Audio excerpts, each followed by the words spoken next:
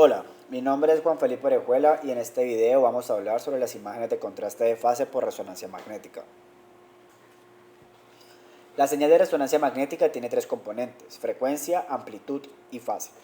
Estos se utilizan para la reconstrucción de imágenes. Las imágenes convencionales de resonancia magnética representan la amplitud de la señal en cada voxel de la imagen. Como la resonancia es muy sensible a los movimientos de los núcleos de hidrógeno, en esas imágenes convencionales el movimiento macroscópico de los líquidos orgánicos con un flujo resultante produce un artefacto conocido como artefacto de flujo, el cual normalmente se busca eliminar o corregir. Sin embargo, esta información puede ser aprovechada para generar imágenes que permiten evidenciar la diferencia entre vóxeles con flujo en su interior de los vóxeles sin un movimiento neto o estacionarios. Existen dos técnicas que aprovechan esta sensibilidad al movimiento para producir imágenes diagnósticas sin necesidad de medios de contraste. Una es el tiempo de vuelo y la otra es la técnica de contraste de fase. En este video vamos a centrarnos específicamente en esta última. Si dos núcleos A y B se encuentran separados una cierta distancia en la dirección de un gradiente magnético dirigido de A a B, podemos afirmar que el núcleo B percibe un campo magnético mayor que el núcleo A, y por lo tanto la frecuencia de precesión del núcleo B será mayor que la frecuencia de precesión del núcleo A. Si reciben un pulso de radiofrecuencia que les haga entrar en resonancia, y suponiendo que en el instante T sub 0 sus proyecciones sobre el plano transversal están igualmente orientadas en el espacio, en otras palabras, están en fase, debido a sus diferencias en las frecuencias de precesión, al cabo de un cierto tiempo T, la proyección del núcleo B se adelanta respecto a la proyección del núcleo A. Si llamamos phi al ángulo formado con la posición inicial, a medida que pasa el tiempo, phi sub b será mayor que phi sub a, formando un ángulo de desfase entre ellos que será mayor según el tiempo transcurrido. Si al cabo de un cierto tiempo t apagamos el gradiente y aplicamos un nuevo gradiente de igual magnitud, pero dirigido en sentido contrario, es decir, dirigido de B a A, el efecto se invierte y ahora el núcleo A precesará más rápido que el núcleo B. Si mantenemos este gradiente activo durante exactamente el mismo tiempo t, al final los dos núcleos vuelven a entrar en fase. La aplicación de un par de gradientes constituye el denominado gradiente bipolar, un gradiente de desfase y un gradiente de refase. Después de la aplicación de un gradiente bipolar, los espines o núcleos estacionarios se encuentran en fase. En este ejemplo, los núcleos A y B son núcleos estacionarios.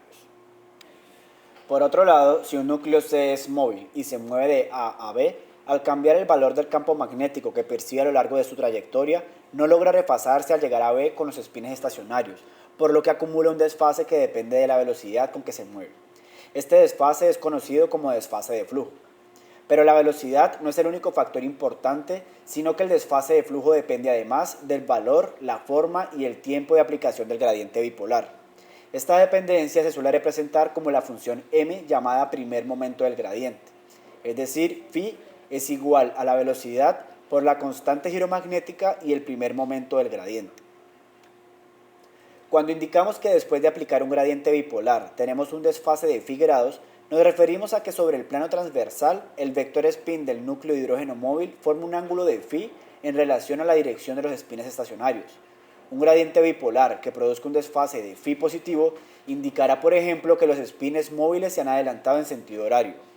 Por el contrario, un gradiente bipolar que produzca un desfase de phi negativo indicará que se ha producido un retraso en el sentido antihorario de phi.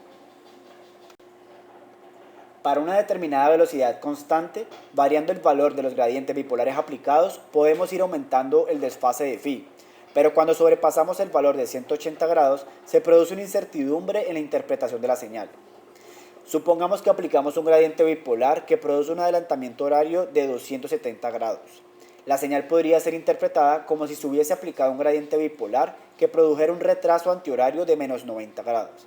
Esta posibilidad da origen al fenómeno conocido como phase drop o velocity aliasing, que ocasionará artefactos en estas imágenes y dificultará la cuantificación del flujo. Por lo tanto, es conveniente que el valor del gradiente bipolar no produzca un desfase mayor de 180 grados. Dada una velocidad, podemos encontrar el valor del gradiente bipolar que produciría un desfase de 180 grados. O dado un gradiente, existe una velocidad sobre la que se produciría un desfase de 180 grados. A esta velocidad se le conoce como velocidad de codificación. Es decir, la velocidad de codificación es el parámetro que permite ajustar la fuerza de los gradientes bipolares para que la velocidad máxima seleccionada corresponda a un cambio de fase de 180 grados. Por lo tanto, este parámetro debe especificarse antes de realizarse el estudio de contraste de fase. La velocidad de codificación debe elegirse para cubrir las velocidades más altas que probablemente se encuentren dentro del área de interés. Por ejemplo, si la velocidad de codificación se establece en 50 centímetros por segundo, los flujos en el rango entre menos 50 centímetros por segundo y más 50 centímetros por segundo podrán ser representados con precisión.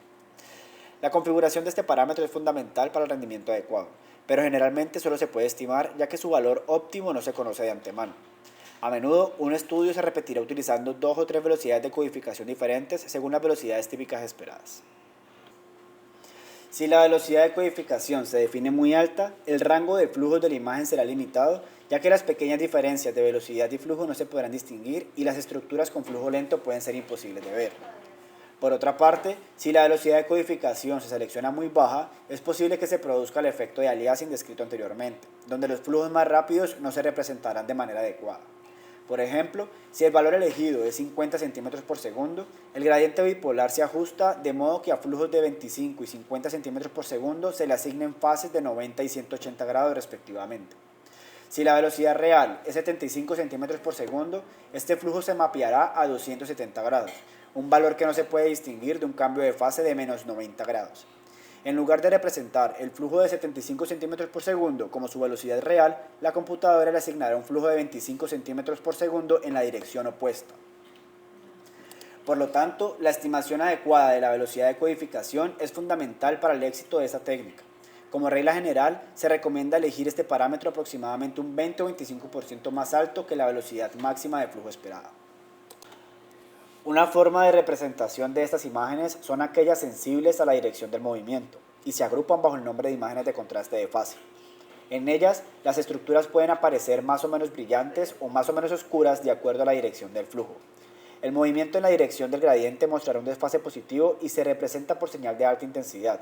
Cuanto mayor sea la velocidad, mayor será la intensidad de señal, mientras que el movimiento en sentido contrario se representará con baja intensidad. Por lo tanto, estas representaciones llevan en cada píxel información cuantitativa de la velocidad y del sentido. Sin embargo, cuando existe presencia de aliasing, podemos observar 2 escenarios. Uno, que se observen voxeles de baja intensidad de señal cuando el movimiento en la dirección del gradiente muestra un desfase positivo, lo que nos indica que la velocidad máxima positiva es superior a la velocidad de codificación definida. Y el otro escenario es el observado en la pantalla, donde se observan voxeles de alta intensidad de señal cuando el movimiento en la dirección del gradiente muestra un desfase negativo, lo que indicaría que la velocidad máxima negativa se sale del rango definido por la velocidad de codificación. En ambos casos, es necesario volver a realizar la adquisición de las secuencias aumentando el valor de la codificación de velocidad. En este ejemplo, vemos la diferencia desde el punto de vista cualitativo entre la secuencia con aliasing y la secuencia sin aliasing. Si observamos los resultados, vemos que los valores de flujo y velocidad pico y promedio se subestiman cuando existe aliasing, un factor que podría tener repercusión en el abordaje diagnóstico utilizando esta técnica. Otro factor a considerar durante la adquisición es la definición del ángulo del plano de imagen. La medición de las velocidades de flujo es más precisa cuando la estructura cuyo flujo se va a medir es perpendicular al plano de la formación de imágenes y se utiliza la codificación del flujo del plano pasante. Las desviaciones de hasta 15 grados son tolerables, pero más allá de esto, pueden ocurrir errores importantes en la medición del flujo y velocidad como se muestra en la pantalla. La principal aplicación clínica de la evaluación y cuantificación de velocidad y flujo de líquido cefalorraquídeo se da en el diagnóstico y evaluación de pacientes con hidrocefalia crónica del adulto, malformación Chiari tipo 1 y siringomelia quística. Espero que haya sido útil este video y nos vemos en uno próximo.